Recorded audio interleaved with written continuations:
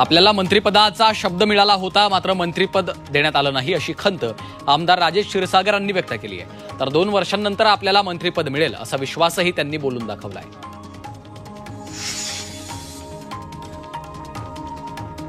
सुधीर मुनगंटीवारांना मंत्रिपदासाठी का डावललं असा सवाल मुनगंटीवारांच्या समर्थकांनी विचारलाय. त्यांनी नागपूर शहरातल्या सीताबर्डी भागात बॅनरबाजी केली आहे. सलग 7व्यांदा आमदार असताना देखील मंत्री म्हणून का डावललं असा सवाल त्यांनी केलाय.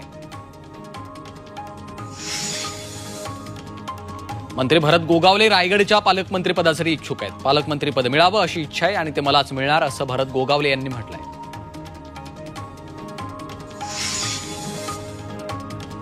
मुख्यमंत्री देवेंद्र फडणवीसांनी महाविकास आघाडीला टोला लगावलाय. 2019 मध्ये नियमबाह्य पद्धतीनं महाविकास आघाडीचं सरकार सत्तेत आलं. त्यानंतर सरसावून आपण सारे बॅट्समन मैदानात उतरवले. आम्ही अशी काही बॅटिंग केली की विश्वचषकच जिंकला अशा शब्दात फडणवीसांनी सत्तांतरावर भाष्य करत विरोधकांना डिवचलंय. आम्ही लोकांच्या समस्यांबाबत प्रचार केला, लोकांना वेगळ्या गोष्टी आवश्यक वाटल्या अशी प्रतिक्रिया जयंत पाटलांनी दिली आहे. तर निवडणुकीमध्ये आमचा प्रचार रॉंग ट्रॅकवर होता अशी कबुली जयंत पाटलांनी दिली आहे. मराठवाडा वॉटर ग्रीड योजना मागच्या सरकारनं बंद केली होती, मात्र आम्ही आता सत्तेत आलेलो आहोत, त्यामुळे योजना लगेच सुरू केली आहे अशी प्रतिक्रिया एकनाथ शिंदेंनी दिली. तर यामुळे 1.5 लिटर पाणी स्तर वाढलाय असंही त्यांनी म्हटलंय. सुषमा अंधारेंनी अशोक चव्हाणांवर जोरदार टीका केली आहे. खायचं उडवायचं आणि गायचं उडवायचं अशा शब्दात अंधारेंनी हल्लाबोल केला. अशोकरावजी हे वागणं आपल्याला शोभत नाही असं त्यांनी म्हटलंय.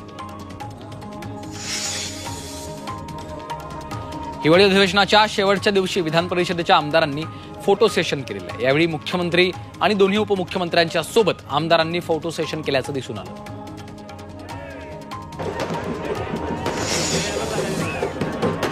कोल्हापूरमध्ये मुश्रीफ आबिटकरांचं जंगी स्वागत झालं. मंत्रिपदाची शपथ घेतल्यानंतर दोन्ही मंत्री पहिल्यांदाच कोल्हापुरात आलेले होते. यावेळी मुश्रीफ आणि आबिटकरांवर जेसीबीमधनं गुलालाची उधळण करण्यात आली. मुश्रीफ आबिटकरांनी अंबाबाई देवीचंही दर्शन घेतलं.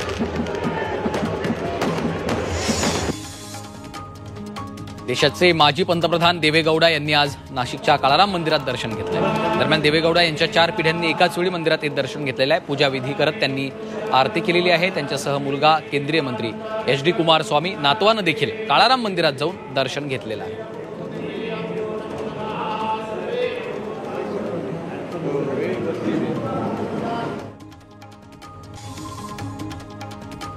गोंदियात अमित शहांच्या वक्तव्याचा निषेध करत काँग्रेसने धिक्कार रॅली काढली. यावेळी अमित शहांनी गृहमंत्री पदाचा राजीनामा द्यावा अशी मागणी करण्यात आली आहे. यासाठी राष्ट्रपतींच्या नावे उपविभागीय अधिकाऱ्यांना निवेदन दिलंय.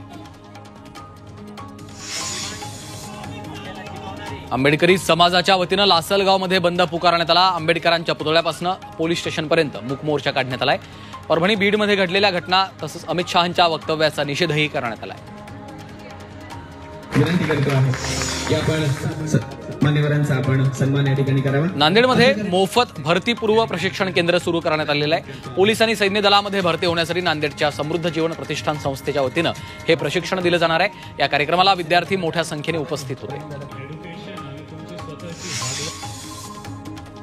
वांद्रे ते माहीम दरम्यान मिठी नदीवरच्या पुलाच्या मजबूतीकरणाचं काम केलं जाणार आहे. या कामामुळे 24 ते 25 आणि 25 ते 26 जानेवारीला 9.5 तासांचा रात्रकालीन ब्लॉक घेण्यात येणार आहे.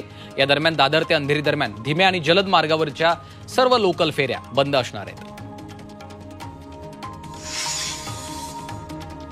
सीईटीची नोंदणी प्रक्रिया लवकरच सुरू होणार आहे. सीईटी कक्षानं पुढील वर्षाच्या परीक्षांचं तात्पुरतं वेळापत्रक जाहीर केलं.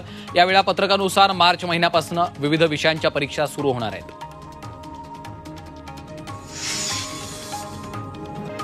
कोळशावर आधारित वीज उत्पादनामध्ये वाढ झालेली आहे. एप्रिल ते ऑक्टोबर दरम्यान विजेच्या उत्पादनात 3.78% वाढ झाली. केंद्रीय कोळसा मंत्रालयानं ही माहिती दिली आहे.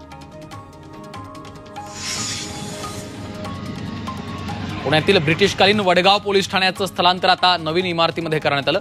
1890 सालापासून अर्थात 135 वर्ष हे पोलीस स्टेशन ब्रिटिशकालीन जुन्या इमारतीमध्ये सुरू होतं. मावळ तालुक्यातील वडगाव शहरासह पंचक्रोशीतील सुमारे 48 गावांसाठी मिळून हे पोलीस स्टेशन आहे.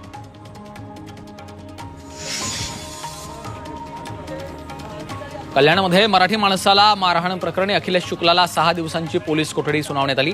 अटक केलेल्या अखिलेश शुक्ला याला कल्याण कोर्टामध्ये हजर करण्यात आलं. न्यायालयानं त्याला 6 दिवसांची कोठडी सुनावली आहे.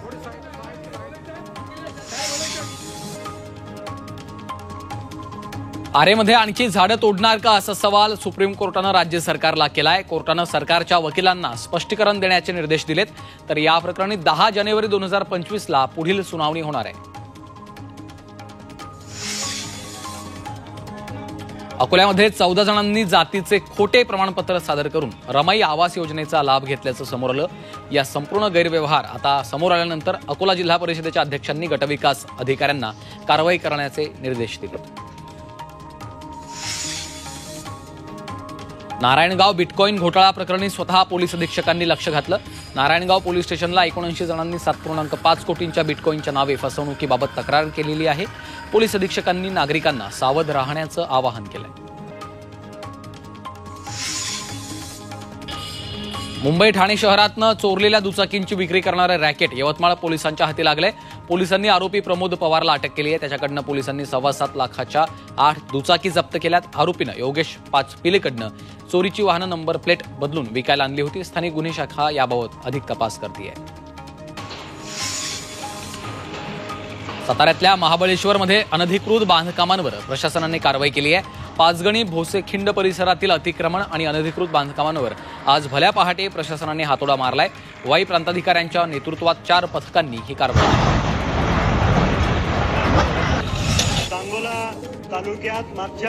सोलापूर जिल्ह्यातल्या सांगोला तालुक्यातला बेकायदेशीर वाळू उपसा बंद करा अशी मागणी आमदार बाबासाहेब देशमुखांनी केली आहे. गेल्या 5 वर्षात मान, कोरडा, बेलवण, अप्रुपा या नदीपात्रात बेकायदेशीररित्या वाळूचं उत्खनन झालेलं आहे. मात्र प्रशासन दुर्लक्ष करते. त्यामुळे तत्काळ अशा घटनांवर कारवाई करावी अशी मागणी देशमुखांनी केली आहे.